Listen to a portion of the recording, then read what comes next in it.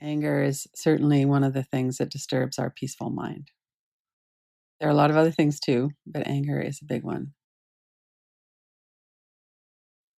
And anger has such a bad name that it's good to know about some of the benefits of it. Like when we're threatened by something, anger is part of the fight response. So if flight and freeze don't work and our backs are against the wall, there's some danger here. Some people will go into anger or into the fight response to defend themselves, and others will still remain in freeze. So if our freeze is really deep, sometimes we don't have access to anger. And part of a healthy nervous system response is to be able to move through all of those strategies that we have when it's appropriate.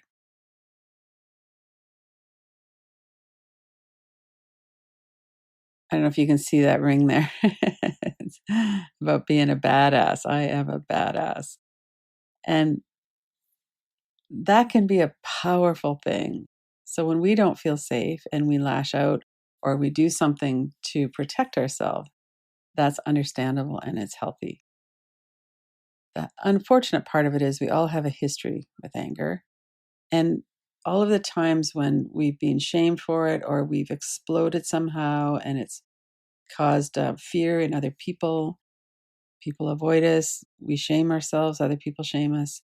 And we don't want to hurt people. And anger can isolate us because other people are afraid of us when we're kind of out of control with our anger. And that's something that causes further isolation that clearly we don't want that. And it happens in a lot of different ways. One of them is that question. We get stuck on that at times. Like, how could you let this happen to me? Or we get really angry with other people. And we see that a lot right now, too.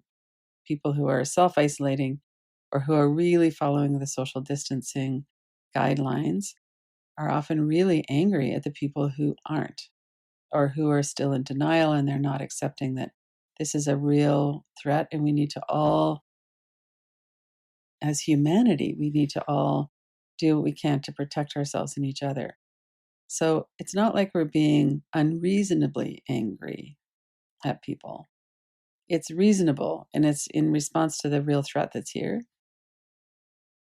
It's that sometimes we aren't as skillful as we could be in working with that anger.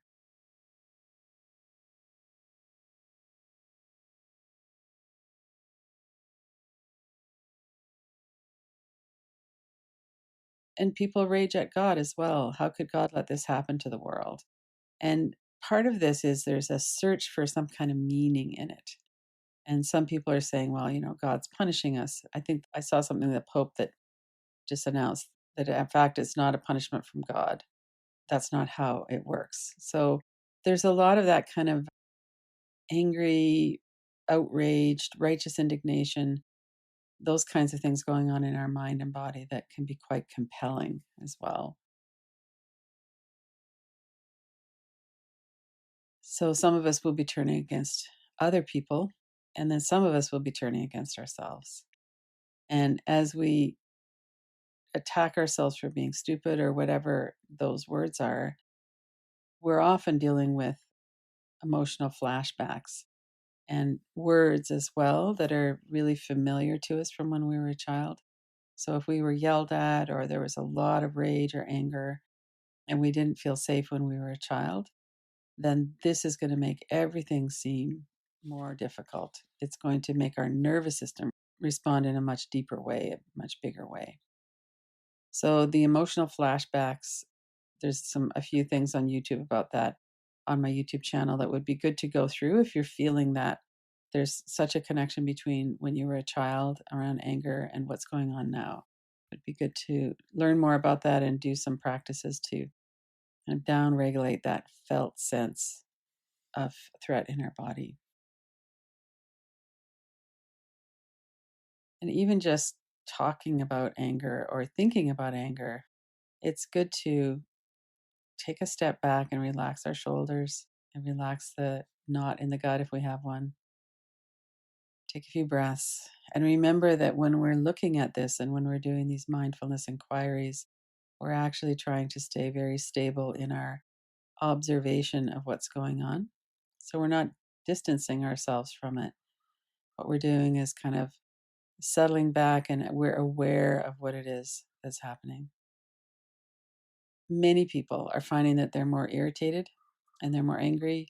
And it might not have anything to do outwardly with the COVID-19. It might be more irritated with people who are selfishly emptying shelves, or people who aren't standing far enough away from us, or people who are cutting us off when we're driving, or all of those things that kind of regularly might irritate us have a higher level now.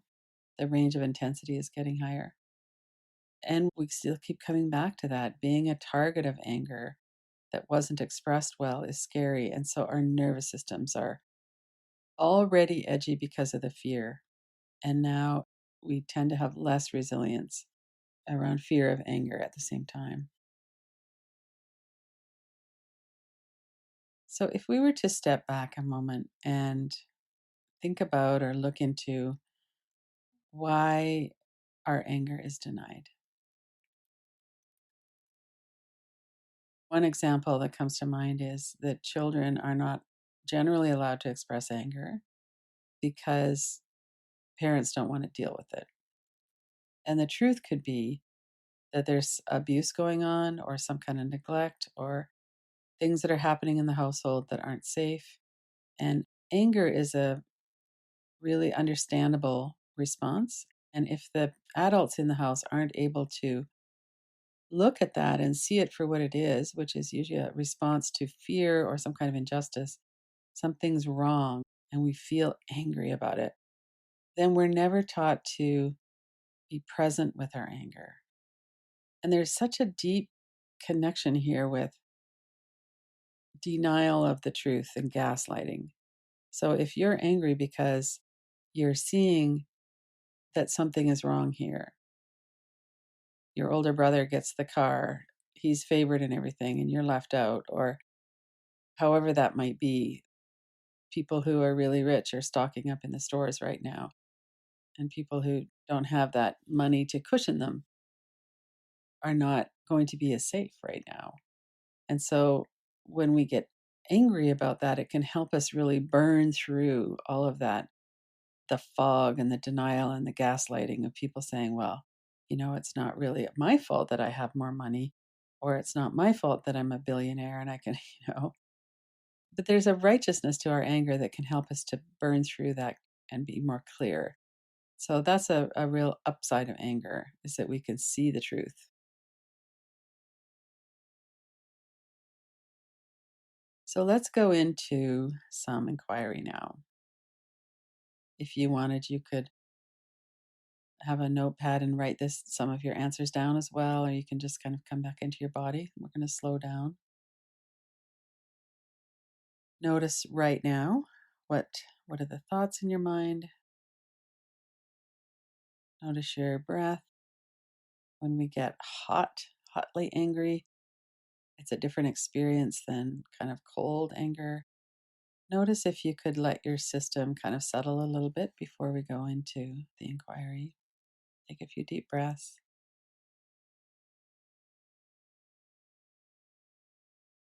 So we're looking at childhood experiences with anger. So one of the first questions is, were you allowed to feel anger? So let's look at this as an adult right now, looking back at our experience as a child. I was not allowed to feel anger. I was allowed to feel it. What happened to you when you felt angry and when you expressed it? Or was it ever safe to express it? Let's take a couple of minutes for this. Just really settle into this. Notice your body. Was I allowed to feel angry? What happened when I expressed it, or did I ever? Was it safe enough to express my anger?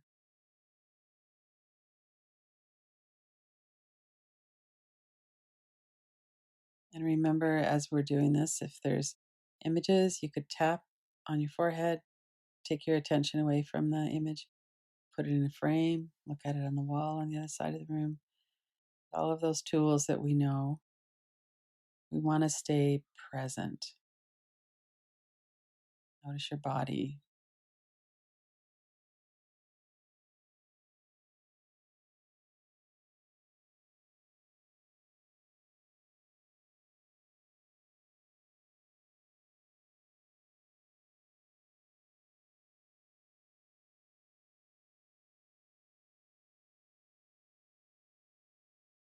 And see if you could remain really connected with yourself and with your younger self.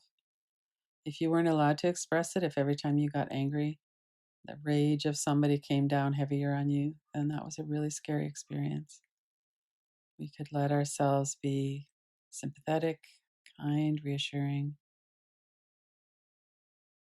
Stay present in your body right now in this moment. What was your history around this as a child?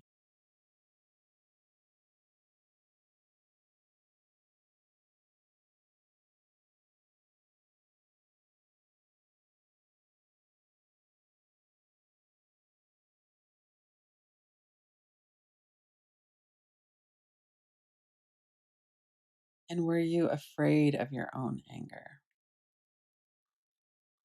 So if you could tap into anger right now, either present moment anger or kind of a memory of what it felt like. What does it feel like in your body right now when you get angry?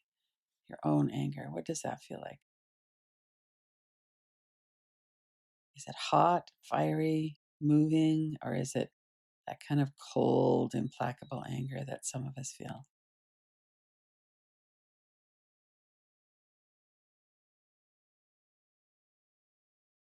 And does it feel like you have to put a lid on this? Is it safe to let yourself feel it? Not to express it even, but just to feel it. Is that safe for you right now? Can you feel the anger in your body and let that be as it is?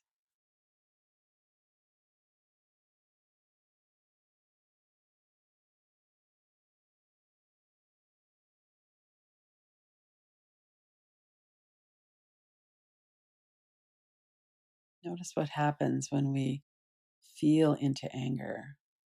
Are you afraid of what would happen if you were to let it out or let it in? Let yourself feel it.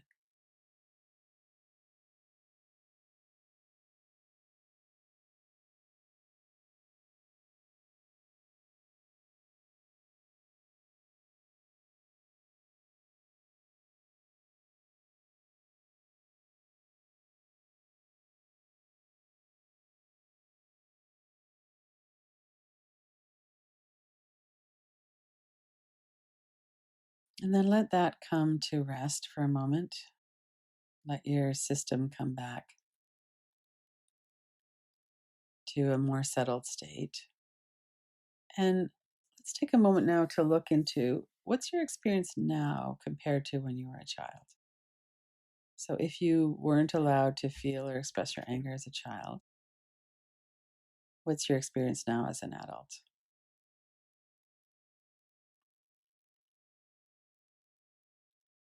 And what's your experience with controlling yourself so you don't feel anger or you don't express it? Putting that lid on before you even know that there's anger here. Do you do that now as an adult? What's your experience with that?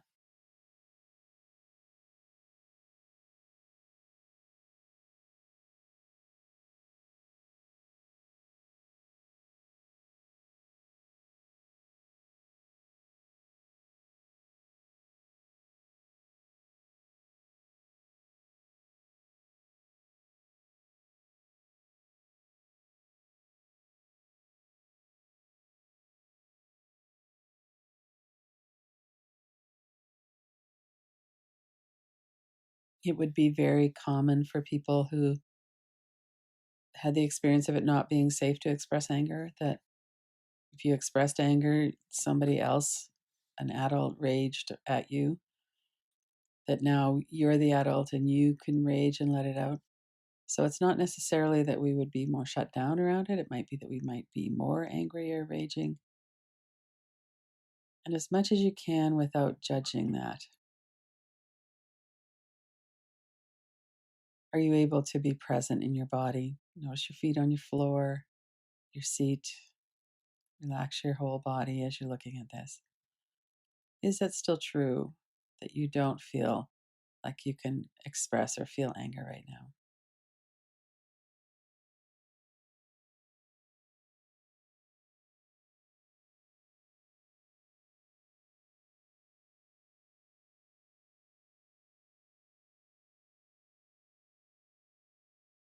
When we're looking at our relationship with anger right now, part of what we're looking at is our experience.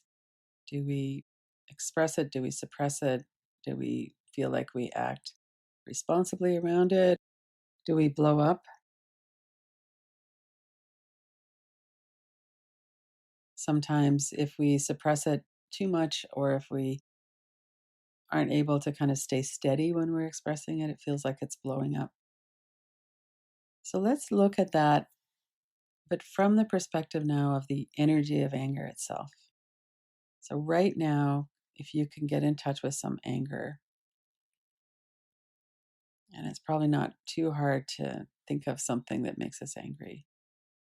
And then we feel it in our body. So, right now, notice, where do you feel it and what does it feel like? Is it a hot kind of burning in your gut? What is it? How does it feel in your body? And then tune into that as a sensation or a feeling, an energy. And does it feel dangerous right now? And does it feel like it's here to hurt you? Take a moment to notice that. Is this hot, fiery feeling? Does it want to hurt me? Why is that here? Is it here to hurt me? And if it is, what gives that sense? There would be some words, some thoughts about that. So we can look at that too.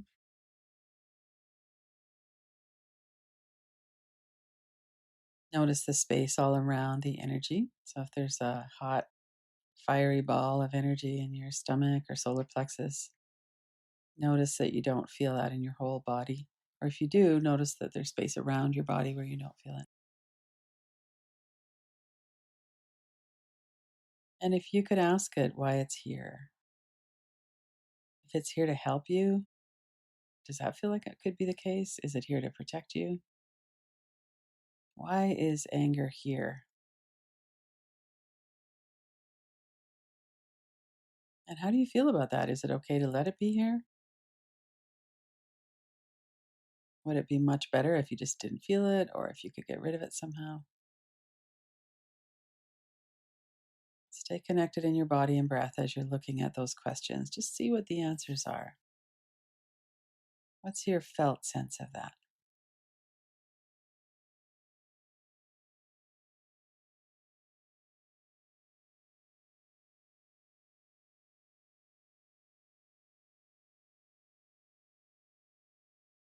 Often anger can be very helpful.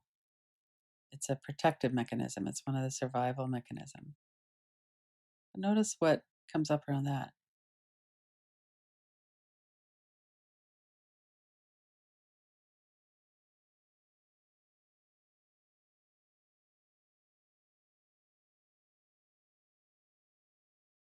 And we can notice this in our body. There's a physical, energetic, felt sense of anger in our body. Sometimes it's tightness. You could let your attention go to the tightest or the most intense part of that in your body right now.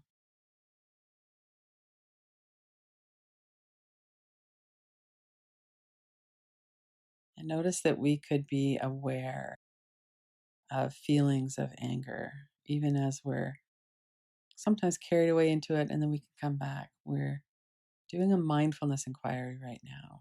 We're staying present with this observation. This is what happens in my body right now.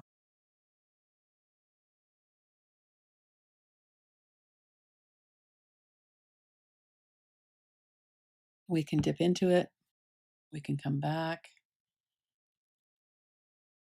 Sometimes it feels like it's too much to put our attention right into that energy. And that's okay. We could just back away from it a bit, take a few breaths.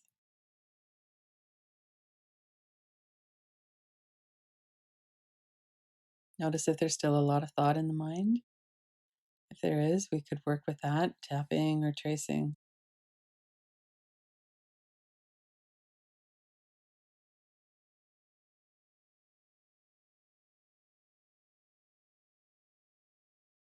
So if you're interested in getting up and shaking it out, let's do that for a minute.